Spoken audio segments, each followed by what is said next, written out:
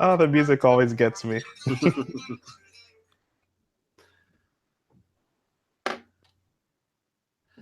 Good morning. My name is Paul Roth. I'm based out of Los Angeles, where it's going to be sunny with a high of 77 degrees Fahrenheit, 25 C.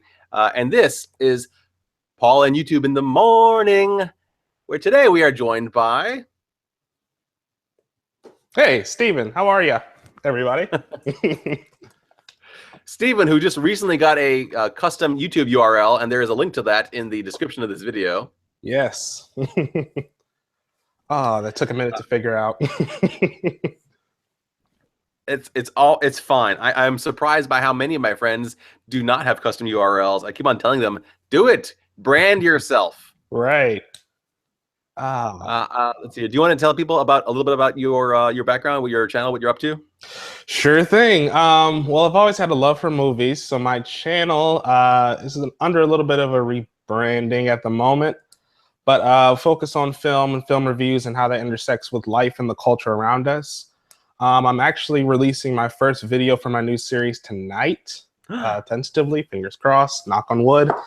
But you know how it always happens when you're collaborating with someone. The date always gets pushed back a little bit because things happen.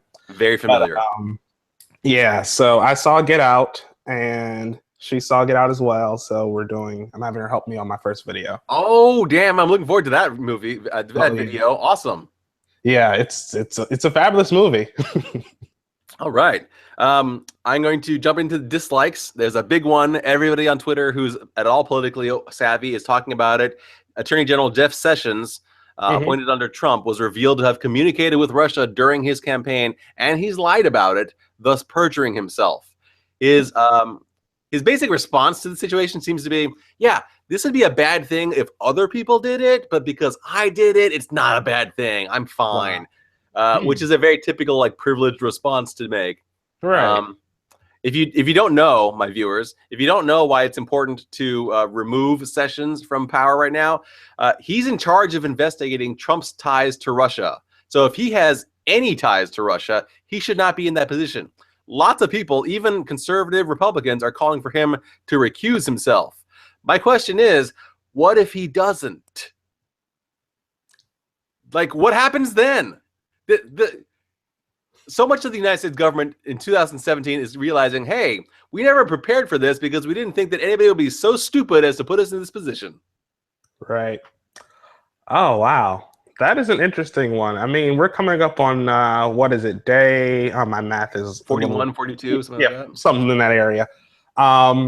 And I will say that, first of all, it's the slowest day 42 I've ever been in, president-wise. And, I mean, they're just... points keep coming up that just make you go, okay, this has got to be the point where it all blows up and somebody resigns and Trump himself resigns or something, and to just keep rolling past it. So honestly, I don't know what to think about the whole Sessions thing. Well, I would put down money. I would put down money that Trump will never leave office unless he is forced to or reaches the end of his first term. But... right. Like, if Sessions loses power, if he stops being the Attorney General because of the ties to Russia, he would now be like the 6th or 7th person associated with Trump who's had to leave power because of ties to Russia. And that paints a picture. It does. It makes you wonder a little bit about how he got in power, or a lot of it, if you want to say. And it just makes you really think, like, I mean, was it just a thing of, I know Trump always had that thing of, oh, we should get along better with Russia. Oh, we should, not be so mean to them and things like that. Is it a little bit more? Is he literally their guy? It just makes you wonder. I mean, there's no reason for him to be on Russia's side if he is not either being blackmailed or somehow financially benefited by Russia. Or politically benefited. Like, right. Like, I myself have no personal problems with Russia, but I don't go around in every single conversation that I have talking about how great they are and we should be nicer to them, because I've got no motivation to do that. They're not paying me. Right. In the chat, we are joined by Katrina Ames, who says, good morning. Sessions should be forced to resign or get fired or whatever needs to happen to get rid of his racism and conflicts of interest. Yeah. Yeah, it's bad. A great thing I saw on Twitter was something along the lines of, sure, Sessions talked to Russia, but let's not let that color his long history of racism. That's pretty interesting. Pretty brilliant. I'm going to, do you have a specific thing besides that you want to talk about for dislikes? Casey Affleck still on the, can I still talk about Casey? Sure. This will be like the third day in a row that we're talking about how much he sucks. I mean, well, I'll just say Casey in general. Actually, what I disliked just as much from the Oscars was Jimmy Kimmel and I guess his name is Warren Beatty. Mm-hmm. Because after La La Land was erroneously given the Oscar and the mix-up came out, you can notice that both of them say one phrase, and it's, why can't we either give it to both of them, or why can't we still give it to La La Land? Yeah, yeah. And that's what? Yep. And it's definitely like a defensive response where white people think, oh, I see a white person who feels uncomfortable, and I see black people who feel uncomfortable. I'm going to comfort the white people. And you know what? That's fuck you all. Fuck you all for that. Exactly. And it's amazing that the producer of La La Land was the only person to reach out to the Moonlight crew in the moment. Because had it been up to Kimmel, they probably would have just had them go to commercial break or something like that. Yep. But he's like, no, everybody stop. Moonlight, come up. You guys won. Yep. Which, I mean, shows you how great a guy he is. But yeah, that's about all I have for dislikes besides Casey Affleck. I mean, it's a good one. It's a good one. We are also joined in the chat by Chris Lawrence. Good morning, Chris Lawrence. Hey, Chris. And Emma Tobias, who says, I'm glad I didn't miss this. Yay. Katrina says, La La Land did not win. I wish people would stop acting like they deserved to win or that they were entitled to win. Moonlight won. Yeah, even in my first video where I talked about it, I used the phrase upset. Like there's an upset about, but that's not true. Moonlight always won. It was a mistake by the producers and the people involved in the Oscars. Moonlight won. No upset. La La Land never won. That's true. Yeah, that's true. I'm going to jump into something that I don't know if it's going to be a like or a dislike, and that is the Marshmallow Peeps flavored Oreos. I've like triple checked the ingredients now. It really does look vegan. Not healthy. Really? Not healthy at all, but vegan. So I'm gonna try one of these. I don't know if you can tell, but there's like crystalline sugar things in the pink. So okay. Here we go. Best of luck, Paul. Go for it. YouTube, right? Eating stuff gets views on YouTube.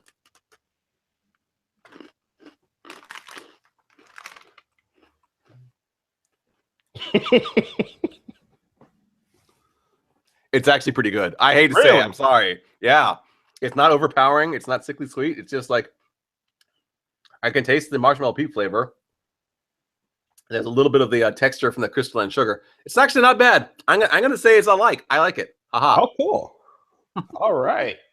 Well, is it what's the flavor of the cookie though? I gotta ask that, of course. It's like vanilla. Mm-hmm. It's like a golden Oreo cookie. Okay. Cool. Wow. That's nice. Surprisingly, I did not react badly to that. So that's a like.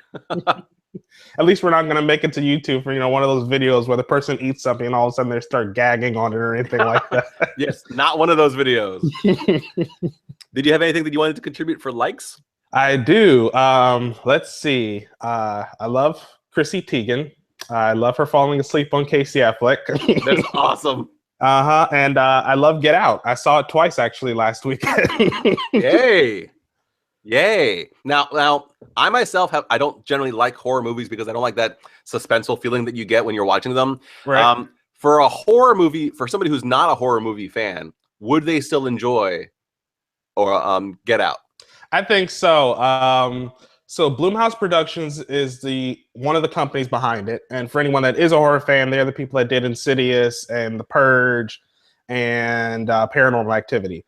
One thing I love about Blumhouse is they produce a lot of hybrids. And I think that when they worked with Jordan Peele, they really produced a good hybrid. So Get Out's like more of a hybrid than a horror film.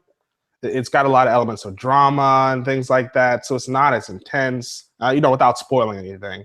Okay. But yeah, I think if you're not a fan of horror, yeah, you'll still love it.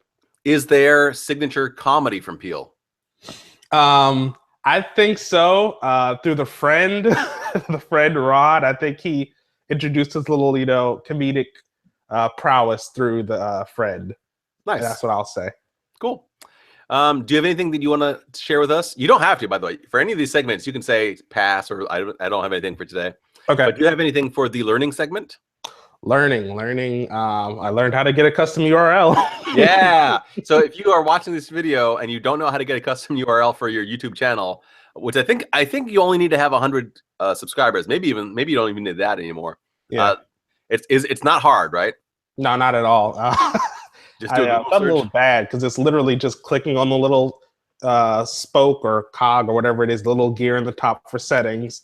And then it has everything, has your channel name and all that stuff. And right where it says URL, you click custom, see if you're eligible. It literally has a bar says, see if you're eligible for a custom URL.